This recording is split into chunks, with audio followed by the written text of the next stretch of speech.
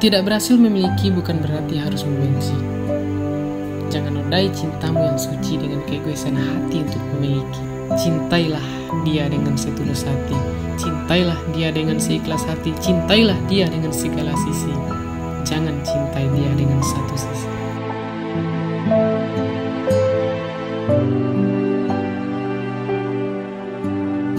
Orang yang kamu cintai bukanlah orang yang untuk dibenci atau dimaki.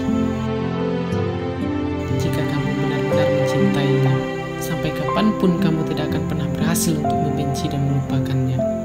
Karena cinta dirasakan dengan hati, bukan pikiran.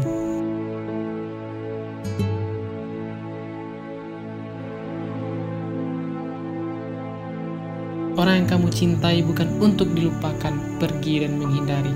Karena orang yang dicintai punya tempat yang indah di hati.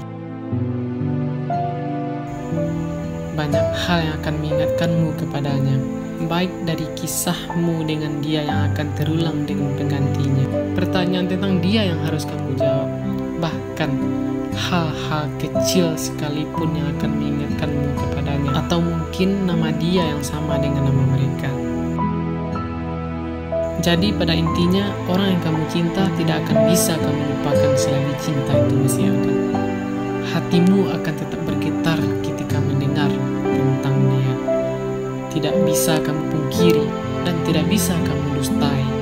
Hatimu merasakannya. Percaya atau tidak percaya, suka atau tidak suka, begitulah adanya. Dan pendamai hati terbaik adalah keikhlasan cinta.